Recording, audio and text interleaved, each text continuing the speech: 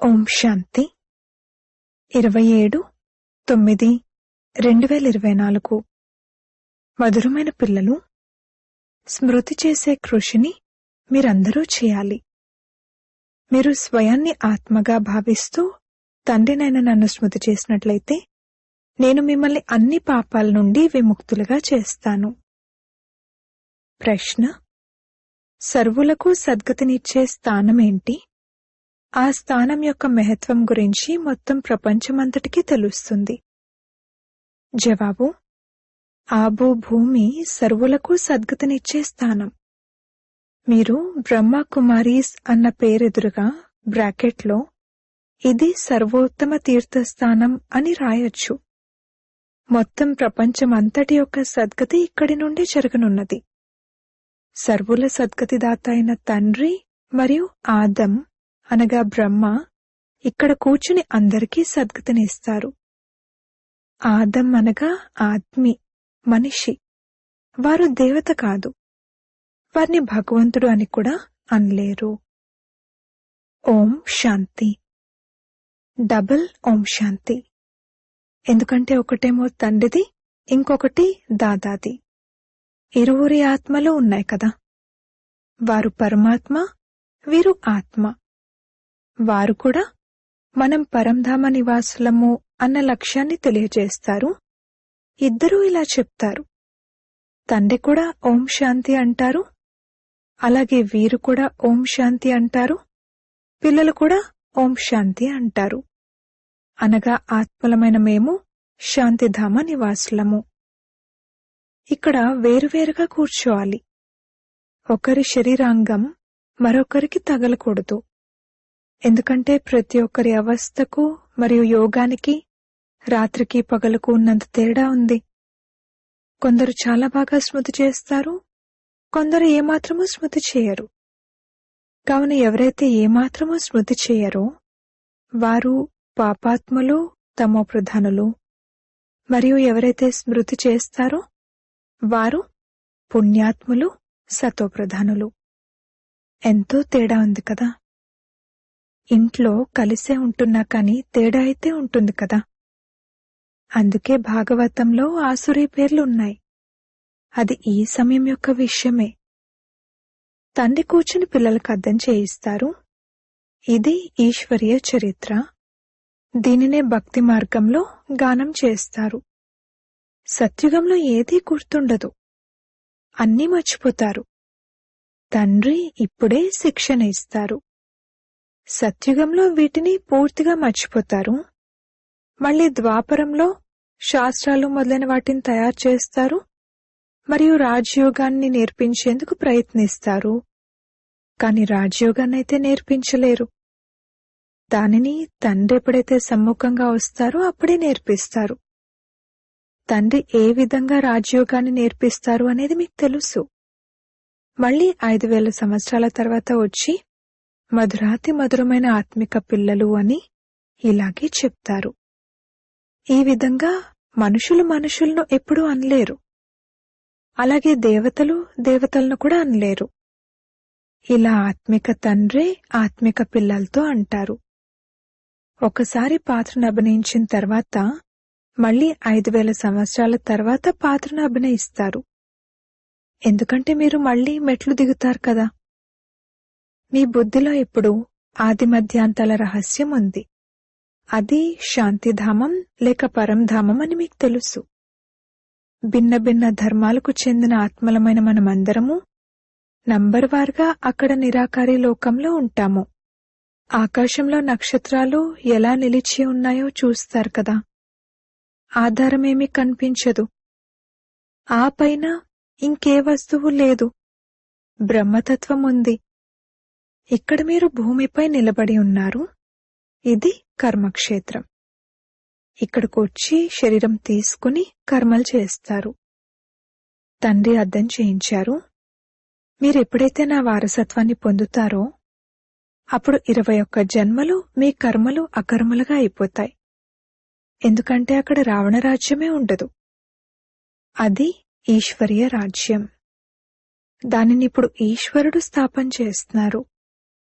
శివబాబాను స్మృతి చేసినట్లయితే స్వర్గాధిపతులుగా అవుతారు అని పిల్లలకు అర్థం చేయిస్తూ ఉంటారు. స్వర్గాన్ని శివబాబా స్థాపించారు కదా. కావున శివబాబాను మరియు సుఖధామాన్ని స్మృతి చేయండి. మొట్టమొదట శాంతిధామాన్ని స్మృతి చేయండి. తద్వారా చక్రం కూడా గుర్తుకొస్తుంది. పిల్లలు మర్చిపోతారు, అందుకే గడియ గడియ గుర్తు చేయించవలసి వస్తుంది. ఓ మధురాతి మధురమైన పిల్లలు, స్వయాన్ని ఆత్మగా భావించండి మరియు తండ్రిని స్మృతి చేయండి. తద్వారా మీ పాపాలు భస్మమైపోతాయి. నేను ప్రతిజ్ఞ చేస్తున్నాను, మీరు స్మృతి చేసినట్లయితే మిమ్మల్ని పాపాల నుండి ముక్తులుగా చేస్తాను. తండ్రే పతితపావనుడు, సర్వశక్తివంతుడు, అథారిటీ. వారిని వరల్డ్ ఆల్మైటీ అథారిటీ అని అంటారు. వారికి మొత్తం సృష్టి యొక్క ఆది మధ్యాంతాల గురించి తెలుసు. వారికి వేదశాస్త్రాలు మొదలైన వాటన్నింటి గురించి తెలుసు. అందుకే వారు చెప్తున్నారు, వాటిలో సారమేమీ లేదు, గీతలో కూడా సారమేమీ లేదు అని. అదే సర్వశాస్త్రమై శిరోమణి, అన్నింటికీ తల్లి తండ్రి వంటిది.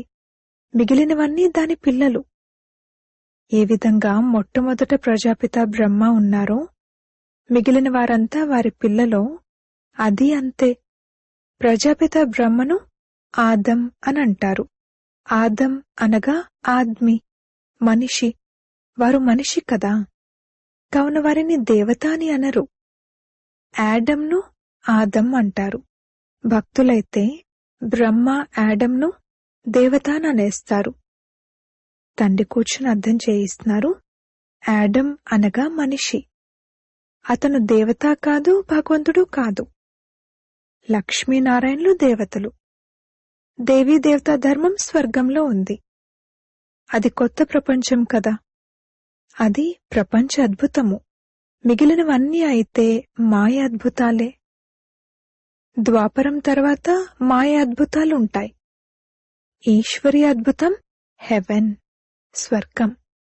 దానిని తండ్రే స్థాపన చేస్తారు.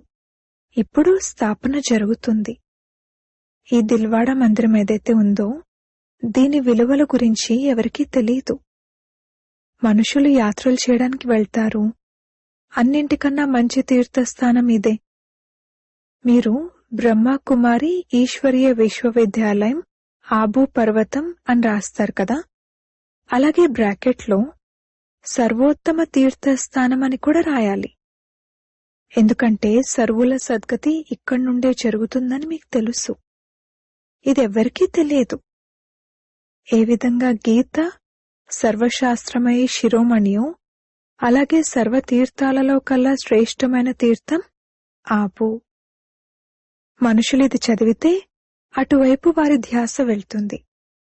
మొత్తం ప్రపంచంలోని తీర్థాల్లో కల్లా ఇది అన్నింటికన్నా పెద్ద తీర్థం.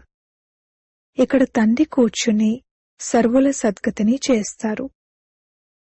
తీర్థాలైతే ఎన్నో తయారయ్యాయి. గాంధీ సమాధిని కూడా తీర్థంగా భావిస్తారు. అందరూ అక్కడకు వెళ్లి పుష్పాలు మొదలైనవి అర్పిస్తారు. వారికేమీ తెలీదు. ఇప్పుడు పిల్లలను మీకు తెలుసు. కావున మీకు ఇక్కడ కూర్చునే మేము స్వర్గాన్ని స్థాపన చేస్తున్నాము అని మీ హృదయంలో ఎంతో సంతోషం కలుగుతూ ఉండాలి. ఇప్పుడు తండ్రి చెప్తున్నారు, స్వయాన్ని ఆత్మగా భావిస్తూ నన్ను స్మృతి చేయండి. చదువు కూడా చాలా సహజమైనది. ఇందులో ఏ ఖర్చు లేదు. మీ మమ్మకు ఒక పైసా అయినా ఖర్చయిందా? నయా పైసా కూడా ఖర్చు లేకుండా చదువుకుని ఎంత చురుకైన వారిగా నంబర్ 1గా అయిపోయారు. రాజయోగినిగా అయ్యారు కదా. మమ్మ లాంటి వారింకెవ్వరూ వెలువడలేదు. చూడండి, తండ్రి కూర్చుని ఆత్మల్నే చదివిస్తారు. ఆత్మలకే రాజ్యం లభిస్తుంది. ఆత్మే రాజ్యాన్ని పోగొట్టుకుంది. ఇంత చిన్న ఆత్మ ఎంత పని చేస్తుంది?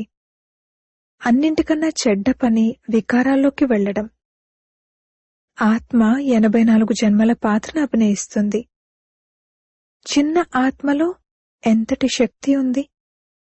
మొత్తం విశ్వంపై రాజ్యం చేస్తుంది. ఈ దేవతల ఆత్మలో ఎంతటి శక్తి ఉంది! ప్రతి ఒక్క ధర్మంలోనూ వారి వారి శక్తి ఉంటుంది కదా. క్రిస్టియన్ ధర్మంలో ఎంతటి శక్తి ఉంది? ఆత్మలో శక్తి ఉంది. అది శరీరం ద్వారా కర్మ చేస్తుంది. ఆత్మ ఇక్కడకొచ్చి ఈ కర్మక్షేత్రంలో కర్మ చేస్తుంది. అక్కడ చెడు కర్తవ్యం ఏదీ జరగదు. ఎప్పుడైతే రావణ రాజ్యం ఉంటుందో అప్పుడే ఆత్మ వికారి మార్గంలోకి వెళ్తుంది. మనుషులైతే వికారాలు సదా ఉన్నాయి కదా అని అంటారు. మీరు అర్థం చేయించొచ్చు, అక్కడ అసలు రావణ రాజ్యమే ఉండదు అన్నప్పుడు మరి వికారాలు ఎలా ఉంటాయి? అక్కడున్నది యోగ బలం. భారత్ యొక్క రాజయోగం ప్రసిద్ధమైనది.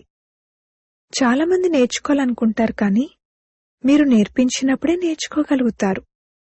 ఇంకెవ్వరూ దాన్ని నేర్పించలేరు. మహర్షి ఉండేవారు. అతను యోగాన్ని నేర్పించేందుకెంతగా కష్టపడేవారు. కాని ఈ హఠయోగి రాజయోగాన్ని ఎలా నేర్పించగలరు అన్న విషయం ప్రపంచానికి తెలీదు. చిన్మయానంద వద్దకు ఎంతమంది వెళ్తారు? నిజంగా భారత్ యొక్క ప్రాచీన రాజయోగాన్ని బీకేలు తప్ప ఇంకెవ్వరూ అర్థం చేయించలేరు అని అతను ఒక్కసారి అంటే ఇక చాలు. కాని ప్రస్తుతం ఆ శబ్దం వ్యాపించడం అనేది నియమంలో లేదు. అందరూ అర్థం చేసుకోరు. ఎంతో కష్టం ఉంటుంది. మహిమ కూడా చివర్లో వెలువడుతుంది. ఓహో ప్రభు, ఓహో శివ్ బాబా, మీ లీల అద్భుతమని చివర్లో అంటారు కదా. మీరు తప్పింకెవ్వరూ తండ్రిని సుప్రీం తండ్రిగా, సుప్రీం టీచర్గా, సుప్రీం సద్గురుగా భావించరని ఇప్పుడు మీరు అర్థం చేసుకున్నారు. నడుస్తూ నడుస్తూ మాయ హైరాణపరచడంతో పూర్తి బుద్ధిహీనులుగా అయిపోయేవారు ఇక్కడ కూడా ఎందరో ఉన్నారు. ఇది చాలా పెద్ద గమ్యం. ఇది యుద్ధ మైదానం. ఇందులో మాయ ఎన్నో విఘ్నాలు కలిగిస్తుంది. వారైతే వినాశనం కోసం ఏర్పాట్లు చేస్తున్నారు. మీరిక్కడ పంచవికారాలను జయించేందుకు పురుషార్థం చేస్తున్నారు. మీరు విజయం కోసము మరియు వారు వినాశనం కోసము పురుషార్థం చేస్తున్నారు. రెండు పనులు కలిసే జరుగుతాయి కదా. ఇప్పుడింకా సమయం ఉంది. మన రాజ్యస్థాపన ఇంకా జరగలేదు కదా. రాజులు ప్రజలు ఇప్పుడందరూ తయారవ్వనున్నారు. మీరు అర్ధకల్పం కొరకు తండ్రి నుండి వారసత్వాన్ని తీసుకుంటారు. ఇకపోతే మోక్షమైతే ఎవరికీ లభించదు. ఫలానా వారు మోక్షాన్ని పొందారు అని వారంటారు, కానీ మరణించిన తర్వాత వారెక్కడికి వెళ్లారు అన్నది వారికేమైనా తెలుసా? ఏదో అలా ప్రగల్భాలు పలుకుతూ ఉంటారు. ఎవరైతే శరీరాన్ని వదులుతారో వారు మళ్లీ ఇంకొక శరీరాన్ని తప్పకుండా తీసుకుంటారని మీకు తెలుసు. మోక్షాన్ని పొందలేరు. నీటి బుడగ నీటిలో లీనమైపోతుంది అని కాదు. తండ్రి అంటారు, ఈ శాస్త్రాలు మొదలైనవన్నీ భక్తి మార్గపు సామాగ్రి. పిల్లలను మీరు సమ్ముఖంగా వింటారు, వేడివేడి హల్వా తింటారు. అందరికన్నా ఎక్కువ వేడి హల్వాను ఎవరు తింటారు? బ్రహ్మ. వీరైతే పూర్తిగా వారికి పక్కనే కూర్చునున్నారు. వెంటనే వింటారు మరియు ధారణ చేస్తారు. వీరే మళ్లీ ఉన్నత పదవిని పొందుతారు. సూక్ష్మవతనంలో, వైకుంఠంలో ఇతని సాక్షాత్కారాన్ని పొందుతారు. ఇక్కడ కూడా ఈ కళ్లతో వీరినే చూస్తారు. తండ్రి అయితే అందర్నీ చదివిస్తారు. ఇక మిగిలింది స్మృతి యొక్క పురుషార్థం. ఏ విధంగా స్మృతిలో ఉండడం మీకు కష్టం అనిపిస్తుందో అలాగే ఇతనికి కూడా అనిపిస్తుంది. ఇందులో కృప చూపించే విషయమేమీ లేదు. తండ్రి అంటారు, నేను అద్దెకు తీసుకున్నాను, దాన్ని లెక్క చూసి ఇచ్చేస్తాను. ఇకపోతే స్మృతి యొక్క పురుషార్థమైతే ఇతను కూడా చేయవలసి ఉంటుంది. నా పక్కన కూర్చున్నారని కూడా భావిస్తాను. తండ్రిని నేను స్మృతి చేస్తాను, అయినా మళ్లీ మర్చిపోతాను. అందరికంటే ఎక్కువ కృషి వీరే చేయవలసి ఉంటుంది.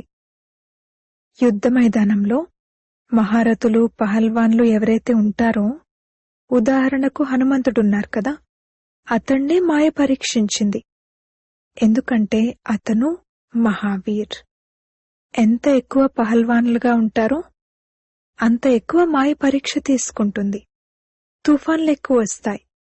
బాబా, మాకు ఇలా ఇలా అవుతుంది అని పిల్లలు రాస్తారు. బాబా అంటారు, ఇవన్నీ తప్పకుండా జరుగుతాయి, జాగ్రత్తగా ఉండండి అని తండ్రి రోజూ అర్థం చేయిస్తూ ఉంటారు. బాబా మాయ ఎన్నో తుఫాన్లు తీసుకొస్తుంది అని రాస్తారు. కొందరు దేహాభిమానులుగా ఉంటే వారు తండ్రికి తెలియచేయరు.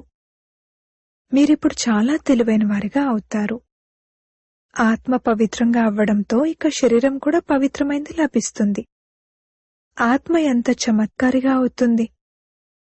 ముందైతే పేదవారే తీసుకుంటారు.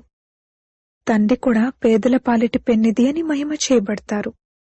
ఇకపోతే మిగిలిన వారు ఆలస్యంగా వస్తారు. ఎప్పటి వరకైతే సోదరీ సోదరులుగా అవ్వరో అప్పటి వరకు పరస్పరం సోదరులుగా ఎలా అవ్వగలరు అని మీరు భావిస్తారు. ప్రజాపిత బ్రహ్మ సంతానం కావున సోదరీ సోదరులు అవుతారు కదా. తండ్రి మళ్ళీ పరస్పరం సోదరులుగా భావించండి అని అర్థం చేయిస్తారు. ఇది చివరి సమయంలోని సంబంధం. మళ్ళీ పైకి వెళ్లి సోదరులను కలుసుకుంటారు. మళ్లీ సత్యుగంలో కొత్త సంబంధం ప్రారంభమవుతుంది. అక్కడ బావమర్ది, చిన్నాన్న, మామయ్య మొదలైన అనేక సంబంధాలుండవు. చాలా కొద్ది సంబంధాలే ఉంటాయి. ఆ తర్వాత పెరుగుతూ ఉంటాయి. ఇప్పుడైతే తండ్రి అంటారు, సోదరీ సోదరులుగా కూడా కాదు, పరస్పరం సోదరులుగా భావించాలి. నామరూపాల నుండి కూడా దూరమైపోవాలి. తండ్రి సోదరులనే, ఆత్మలనే చదివిస్తారు. ప్రజాపిత బ్రహ్మ ఉన్నారు కాబట్టే సోదరీ సోదరులు అవుతారు కదా. శ్రీకృష్ణుడైతే తాను స్వయమే ఒక చిన్న పిల్లవాడు. అతను సోదరులుగా ఎలా చేయగలరు? గీతలో కూడా ఈ విషయాలు లేవు. ఇది పూర్తిగా అతీతమైన జ్ఞానం. డ్రామాలో అంతా రచింపబడి ఉంది. ఒక్క క్షణం యొక్క పాత్ర ఇంకొక క్షణంతో కలవదు. ఎన్ని నెలలు, ఎన్ని గంటలు, ఎన్ని రోజులు గతించేదుంది. మళ్లీ 5000 సంవత్సరాల తర్వాత ఇలాగే గడుస్తాయి. తక్కువ బుద్ధి కలవారు అంతగా ధారణ చేయలేరు. అందుకే తండ్రి అంటారు, స్వయాన్ని ఆత్మగా భావించండి, అనంతమైన తండ్రిని స్మృతి చేయండి. ఇదైతే చాలా సహజం. పాత ప్రపంచం యొక్క వినాశనం కూడా జరగనున్నది. తండ్రి అంటారు, ఎప్పుడైతే సంగమం వస్తుందో అప్పుడే నేను వస్తాను. మీరే దేవీదేవతలుగా ఉండేవారు. ఎప్పుడైతే వీరి రాజ్యం ఉండేదో అప్పుడు ఇంకే ధర్మము ఉండేది కాదని మీకు తెలుసు. ఇప్పుడు వీరి రాజ్యం లేదు. అచ్చా, మధురాతి మధురమైన సిక్కిలదే పిల్లలకు మాతా పిత బాప్దాదాల ప్రియ స్మృతులు మరియు గుడ్ మార్నింగ్. ఆత్మిక పిల్లలకు ఆత్మిక తండ్రి నమస్తే. ధారణ కొరకు ముఖ్య సారము. మొదటి పాయింట్, ఇప్పుడిది చివరి సమయం, తిరిగి ఇంటికి వెళ్ళాలి. అందుకే మీ బుద్ధిని నామరూపాల నుండి తొలగించి వేయాలి. ఆత్మలమైన మనం పరస్పరం సోదరులము. ఈ అభ్యాసాన్ని చేయాలి. దేహాభిమానంలోకి రాకూడదు. రెండవ పాయింట్, ప్రతి ఒక్కరి అవస్థకు మరియు యోగానికి రాత్రికి పగలకు ఉన్నంత తేడా ఉంది. అందుకే వేరువేరుగా కూర్చోవాలి. ఒకరి శరీరాంగం మరొకరికి తగలకూడదు. పుణ్యాత్ములుగా అయ్యేందుకు స్మృతి చేసే కృషిని చేయాలి. వరదానము, తండ్రి ప్రేమలో తమ మూల బలహీనతను బలిహారం చేసే జ్ఞాని ఆత్మ భవ.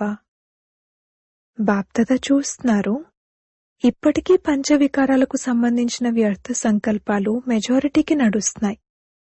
జ్ఞాని ఆత్మల్లో కూడా అప్పుడప్పుడు తమ గుణాలు లేక విశేషతల యొక్క అభిమానం వచ్చేస్తుంది.